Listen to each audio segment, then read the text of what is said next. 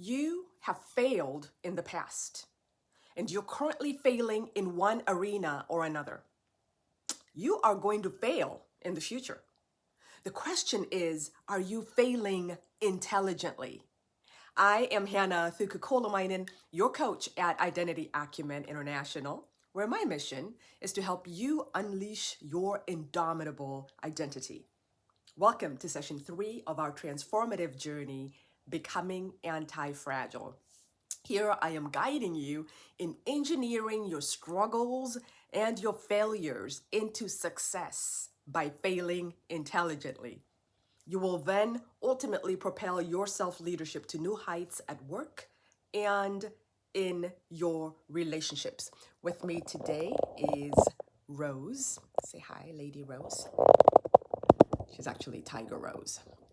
So I'm here to introduce you to a new relationship with failure in 10 sessions, each about 10 minutes long. We are using two personas, Dead End Danny, who's probably ruining your life by not failing intelligently, and Antifragile Fran, who is learning to fail intelligently. If you have not watched sessions 1 and 2 yet, please press stop now and do that so that you're well grounded in the principles that we are tackling. Then come back and join us here in session 3. In session number 1, we learned that anti-fragility is the concept of engineering our lives such that we do not crack under pressure, nor are we just resilient so we merely survive volatility, randomness, and stress. But we are becoming anti-fragile, whereby we thrive and improve because of adversity and setbacks. If you can use some of that, write in the comments, I am becoming anti-fragile. And number 2, we looked at some analogies and traps of who Dead End Danny is being. We saw her trapped in cycles of repetitive, predictable, non-system-based failure and stagnation.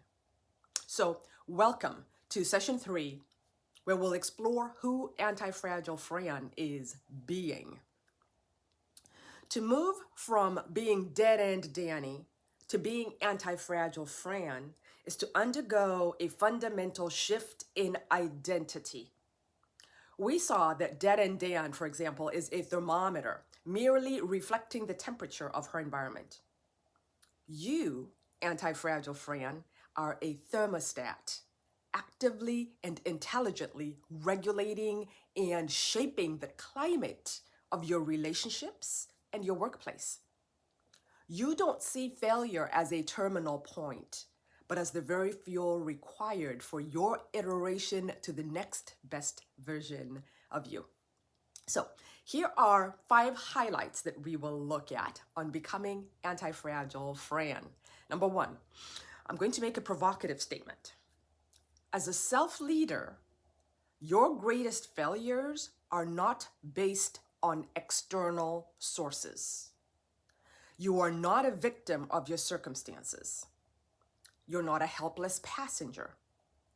This is why we are coupling becoming anti-fragile with self-leadership, because you know you were called to be a leader, and the most difficult person you will ever lead, mighty leader, is you.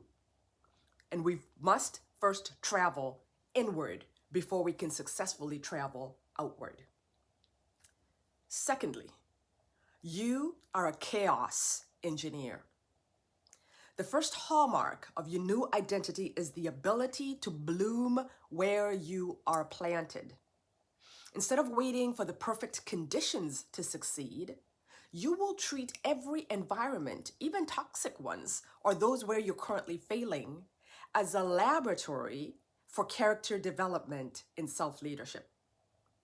Robert Schuller, in his work, Bloom Where You Are Planted, says, you become an explorer or an investigator of your own life, adopting a mindset of continuous experimentation and improvement. I love that. In this state, you are not a victim of circumstances. You, Antifragile Fran, are a curious scientist gathering data.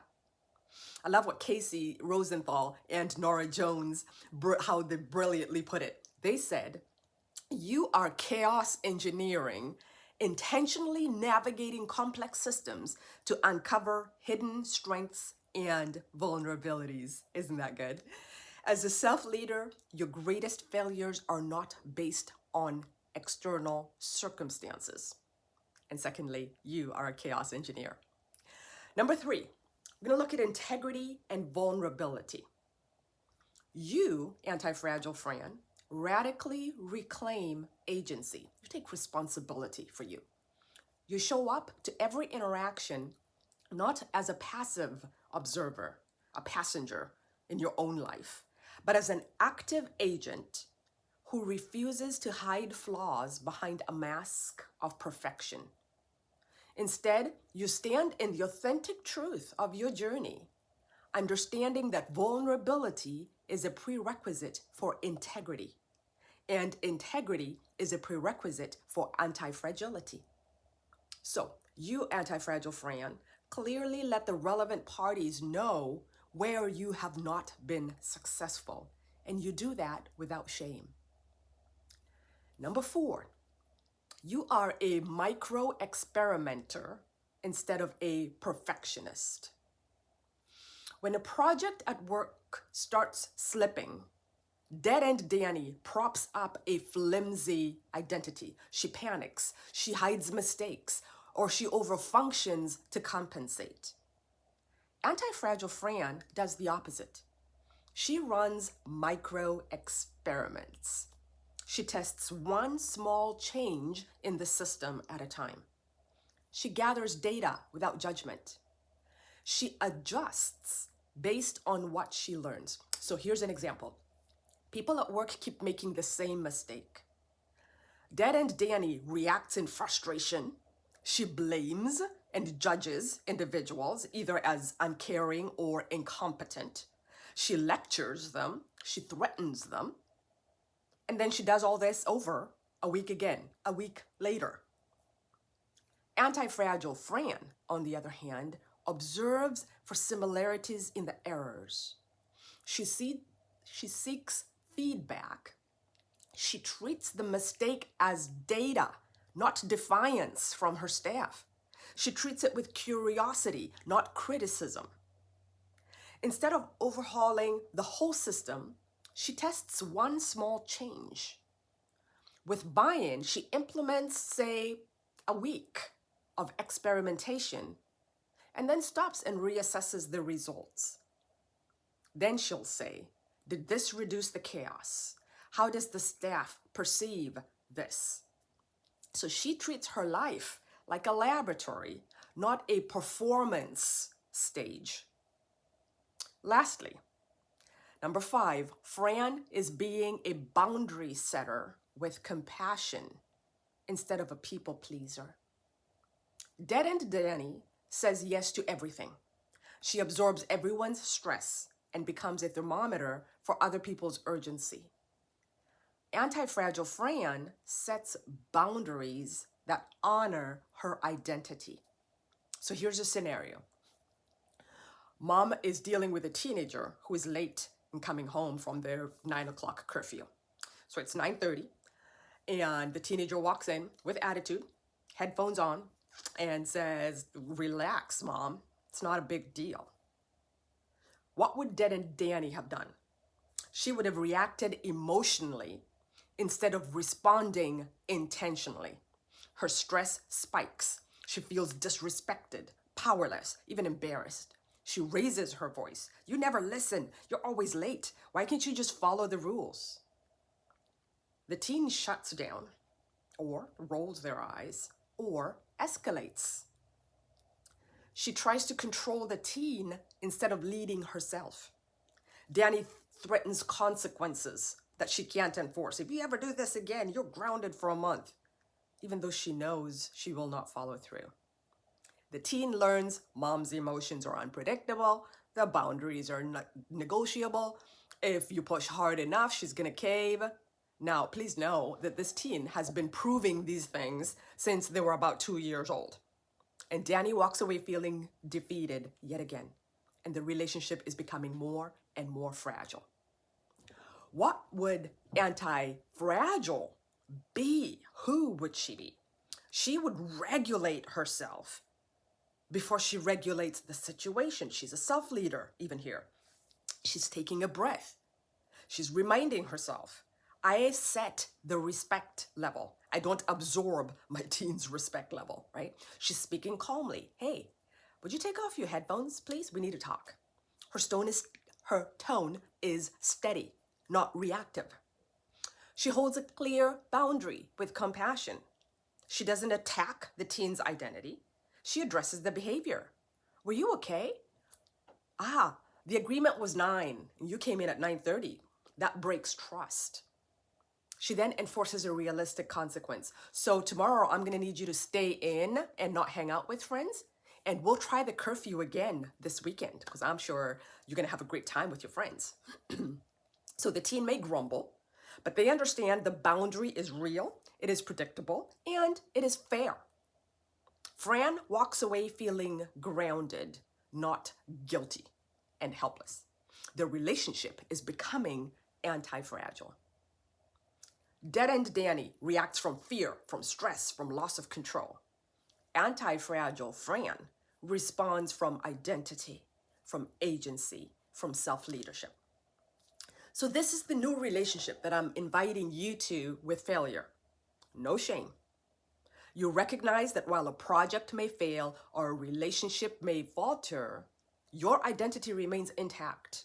In fact, it grows stronger through the learning process. Failure in your life doesn't make you a failure. In the world of complex relational and work systems, we acknowledge that failure is normal. In fact, say that with me. Failure is normal. I'll frequently ask people, so how are you failing today? And people frequently think I'm asking, how are you feeling today? But that's not my question. The question is, how are you failing today? And by adopting this mindset, you uncouple your self-worth from your external results. You're no longer running from the chaos. No, you, chaos engineer, are using it to build a life that is structurally superior to the one you had even earlier today or yesterday, let alone a year ago. So here are some calls to action. I am trusting that this training is elevating your self-leadership. Number 1, I would love to hear 2 things. Please share in the comments how this series is serving you. And secondly, share how you are failing today. Secondly, would you please share this video with 2 people in your life, friends, family? Would you, number 3, consider doing this series at work or with your family or friend group? I was going to say family, which is a term I recently learned for friends and family put together. I love it.